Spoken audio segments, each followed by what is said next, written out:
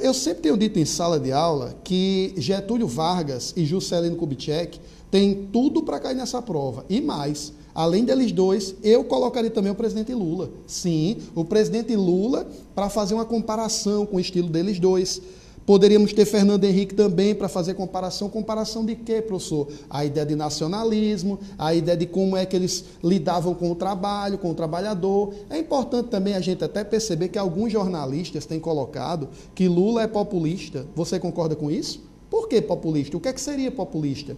Então, na verdade, a gente tem que entender que são temas importantes. Porém, na aula desse momento, a gente vai falar de Getúlio Vargas num período que ele vai passar 15 anos no poder, mas em nenhum momento desses 15 anos ele foi eleito pelo voto direto. Getúlio, na verdade, ele vai chegar ao poder vencendo uma revolução, porque a eleição mesmo ele havia perdido. Então, a gente vai acompanhar agora, pessoal, a Revolução de 30, e aí eu queria que vocês dessem uma olhadinha aí na tela para que a gente pudesse perceber que a Revolução de 1930 ela vai acontecer a partir do momento que a Aliança Liberal, que foi formada por Minas Gerais, Rio Grande do Sul e Paraíba, perde a eleição para o Partido Republicano Paulista. Eu queria lembrar a vocês que Getúlio, ele na verdade ele vai ser o candidato da Aliança Liberal que havia, Minas Gerais havia rompido com São Paulo. Por que havia rompido? Aí a gente vai lembrar que havia o velho acordo do café com leite, que era um acordo que previa que o presidente sempre era de São Paulo ou de Minas. Mas, professor, mas o Partido Republicano Paulista não era, o candidato não era de São Paulo? Sim, mas o presidente do Brasil na época, de 1930, era o Washington Luiz, que era do Partido Republicano Paulista. Então, se ele era do Partido Republicano Paulista, pela lógica, ele deveria escolher um mineiro, e seria, até o contexto da época, o governador Antônio Carlos. Porém, ele acabou escolhendo outro paulista. O Washington Luiz escolheu Júlio Prestes para ser o sucessor. E Júlio Prestes vai, evidentemente, causar um descontentamento muito grande. Aí Minas Gerais rompe com São Paulo, se junta com a Paraíba, com o Rio Grande do Sul e formam a Aliança Liberal, que tinham como candidatos Getúlio Vargas e João Pessoa. E aí a gente vai perceber que João Pessoa acaba sendo morto, e esse vai ser um dos fatores cruciais para a Revolução de 30. A gente vai conhecer, inclusive, esse fator como sendo o estopim, a gota d'água. Então, a gente tem aí na tela uma imagem de uma fotografia de João Pessoa, que vai ser morto em 26 de julho de 1930, mas, na verdade, João Pessoa foi morto não dentro do contexto da Revolução, não dentro desse contexto da política do café com leite, dentro desse contexto da disputa nacional. João Pessoa vai ser morto por uma questão pessoal. A gente tem até uma charge aí, que o rapaz está com a senhora, ele diz assim: qual é que preferes entre esses três? Aí você acompanha na tela. Washington Luiz, que era o presidente na época. Antônio Carlos, que era governador de Minas Gerais. Ele tinha tudo para ser indicado para a sucessão. Júlio Prestes. E aí ela responde, entre os três eu prefiro o quarto. Quer dizer, ela está falando ainda de Luiz Carlos Prestes, que tinha sido um importante líder do tenentismo, e a gente vai lembrar que o tenentismo tem tudo a ver com a Revolução de 30. Por quê? Porque o tenentismo vai ser o braço armado da Revolução de 30. Agora, o fato é que lá na frente, o próprio Luiz Carlos Prestes ele vai romper com o Getúlio, ele vai romper com a Revolução e vai passar para um outro lado bem diferente. Ele vai ser o principal líder do comunismo aqui no Brasil. Aí a gente vai perceber que Getúlio Vargas, ele vai chegar ao poder e vai iniciar então um governo provisório. Mas antes eu queria só mostrar aqui para vocês a imagem. Olha aí a imagem de Getúlio Vargas. Nós vamos perceber que a imagem de Getúlio é uma imagem também que é construída. Getúlio ele vai se preocupar com a sua imagem, sobretudo na época do Estado Novo. Se na Alemanha, na Itália, que eram países que tinham regimes totalitários, eles tinham uma preocupação muito grande com a sua imagem, né? O Hitler, por exemplo, tem o Goebbels, que era o ministro da propaganda. Getúlio também vai ter essa preocupação. Getúlio vai ter uma censura muito grande à imprensa, ele vai ter uma indústria da propaganda muito forte. Agora, nós temos que lembrar que a Revolução de 30 aconteceu por quê? Vamos pensar nos fatores da Revolução de 30. Se você quiser, você pode até anotar aí. Coloquei os fatores da Revolução de 30. Você poderia destacar a crise de 29, Poxa, professor, esse assunto aí, meu professor falou em sala, é um assunto bacana, não é verdade? Sim, porque só se fala na crise atual, né? O ano passado, o Brasil aí, meio que Lula falando da marola e tal. E o que é que essa crise de 29 ela pode trazer de interessante na prova vestibular? Pode vir uma questão para você comparar com a crise atual. Mas no caso da nossa aula aqui, eu gostaria que você lembrasse de uma coisa simples. Quais os reflexos dessa crise de 29 dentro do contexto da história do Brasil? Aí você vai lembrar que os americanos, em função da recessão que viviam, em função da economia realmente em crise, que vai acontecer a partir do crash da Bolsa de Nova York, né, 24 de outubro de 1929, você vai lembrar que naturalmente eles vão cortar gastos. Coisa que a gente faz até em casa. Ó. Você está em casa, está apertado. O que é que seu pai diz? Meu filho, ó, cortar os gastos. Uma empresa também faz isso, quando está aperreada, né, quando está com problemas de caixa, ela corta gastos. E no caso dos Estados Unidos, assim como todos os países também, vai haver isso aí, um controle. E aí vai afetar diretamente o Brasil. Por quê? Por que vai afetar o Brasil a crise de 29? Porque os americanos vão deixar de comprar nosso café. E eles eram o principal comprador do nosso café, os principais compradores do nosso café. E aí, pessoal, o que é que a gente vai perceber? Com a crise de 29, a crise da cafeicultura vai acontecer e os cafeicultores deixam de ter aquela força que até então era tão comum, desde o início da República, né? Salvo o início lá da República da Espada, você vai lembrar que a República Brasileira, nos seus primórdios, era toda governada por cafeicultores, né? O Partido Republicano Paulista, o Partido Republicano Mineiro, a ideia do café com leite. Pois bem, a crise de 29 é um fator. Qual é o outro fator que a gente deve lembrar para a Revolução de 30? A gente deve lembrar do rompimento entre São Paulo e Minas, que eu falei agora no início da aula.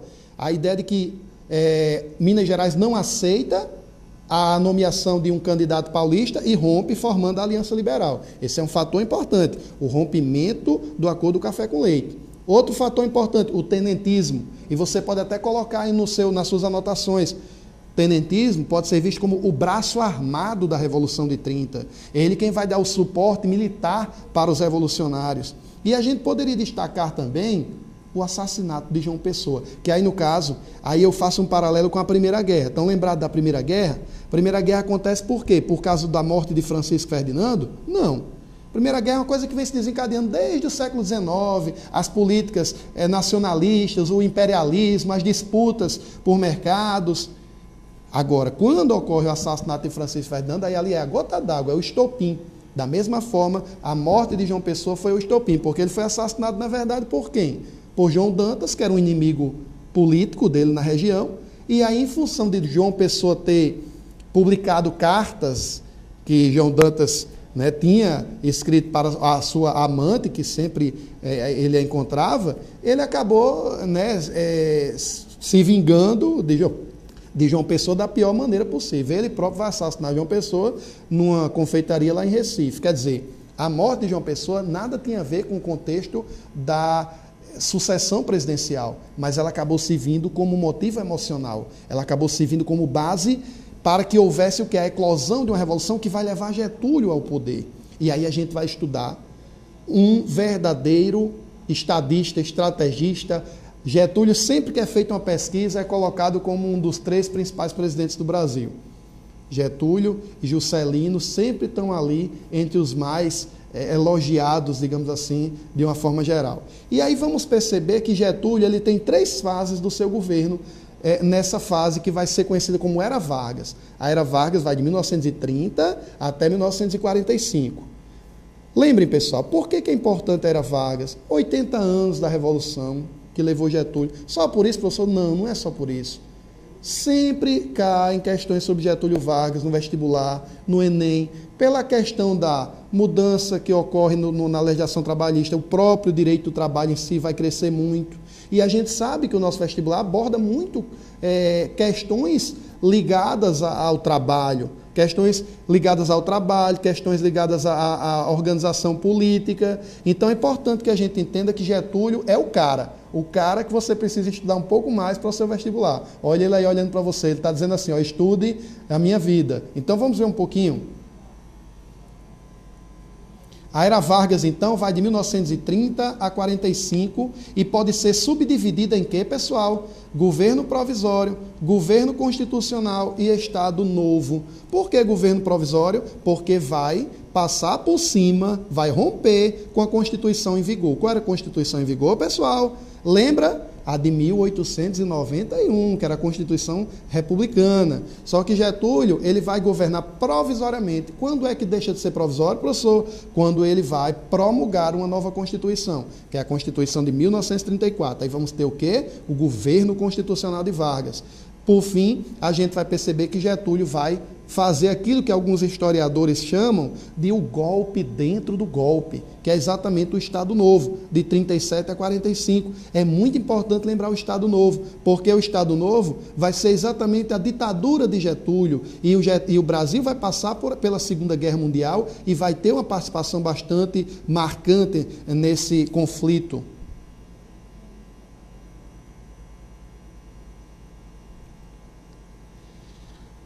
Getúlio acabou ficando conhecido, pessoal, como o pai dos pobres e a mãe dos ricos. Essa ideia de pai dos pobres, essa ideia de grande líder dos trabalhadores, está diretamente ligada a quê? Ao fato de que vários direitos trabalhistas que a gente tem no nosso país, em vigor até hoje, eles foram concedidos na época de Getúlio. Eu queria que vocês fizessem também uma reflexão bem simples. Fecha aqui em mim, por favor. Quando a gente pega essa história da evolução do direito do trabalho, a gente percebe que o contexto na época era naturalmente de que os trabalhadores iriam conseguindo pouco a pouco os seus direitos. Porém, a gente vai perceber que Getúlio ele vai se tornar o grande pai, o grande mentor. É uma das características que a gente tem também no populismo, que é aquela ideia de você se apresentar para a população como pai. Foi eu quem dei isso para você. Aqui no Rio Grande do Norte, por exemplo, a gente lembra que Aloysio Alves, ele ficou marcado exatamente por ter feito uma emenda que trouxe a energia para cá, para a energia de Paulo Afonso, que originalmente só podia chegar a um raio de 500 quilômetros. E aí ele vai conseguir trazer essa energia. Então, qual é a imagem que o povo tinha de Aloysio Alves antigamente? Que ele tinha trazido a luz para o Rio Grande do Norte. Será, pessoal, que se ele não tivesse trazido a luz, ainda não teria chegado aqui?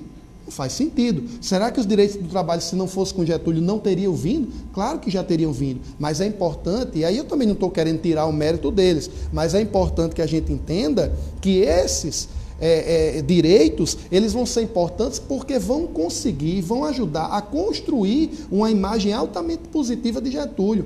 Tanto que a gente vai perceber que ele sai do poder em 45, depois da Segunda Guerra, mas aí quando ele volta, o que é que vai acontecer, pessoal? Ele volta nos braços do povo, porque ele vai ser eleito pelo voto direto, tá certo?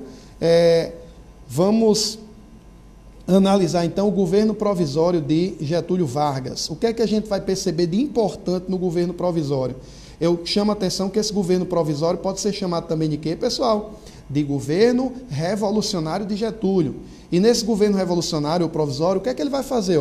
Fechar o Congresso. Por que fechar o Congresso? Porque ele estava, evidentemente, chegando ao poder através de uma revolução. Ele sabia que poderiam ter movimentos contrários a ele, então ele tinha que, de uma certa forma, mostrar também pulso, mostrar o poder. E aí ele vai fazer o que também nos estados, para evitar que houvesse qualquer tipo de movimentação contra o seu governo? Ele vai nomear interventores. Inclusive, aqui no Rio Grande do Norte, a gente vai ter 5 interventores nessa época. Ah, professor, agora eu estou lembrado, eu passo ali na Avenida Interventor Mário Câmara. Pois bem, Mário Câmara, Herculino Dutra, Aloysio, né, são, na verdade, vários interventores, né, que governaram o Rio Grande do Norte. O mais famoso deles, exatamente o interventor Mário Câmara. E aí você vai lembrar que esse período foi um período muito agitado, muito conturbado. Aí eu chamo a atenção de vocês que lá em São Paulo, a população não vai aceitar muito bem não essa ideia de intervenção. O povo reclamava, em todo o Brasil havia reclamações. Por que havia reclamações? Porque o interventor era uma pessoa de fora, que era uma pessoa, na verdade, da confiança de Getúlio, que vinha para aquele estado. Imagina, o cara chega aqui para governar o estado, ninguém tem o conhecimento de quem é aquela pessoa e tem que aceitar. Normalmente eram interventores militares, eram ligados ao tenentismo. E aí eu lembro a vocês que São Paulo não vai aceitar isso. Tanto que São Paulo, nessa época, vai fazer o quê? Vai fazer uma revolução. Aí a gente vai perceber que São Paulo vai fazer a revolução constitucionalista, né? Mas aí eu ainda lembro que Getúlio, nessa época, ele vai criar alguns ministérios importantíssimos, como o Ministério da Educação, Ministério da Saúde, do Trabalho, Indústria e Comércio. Lembrem, um dos ideais do tenentismo, que até vai ser colocado em prática na Revolução, era a ideia de ter escola pública. Os tenentes lutavam por escola pública. Outras coisas que eles reclamavam também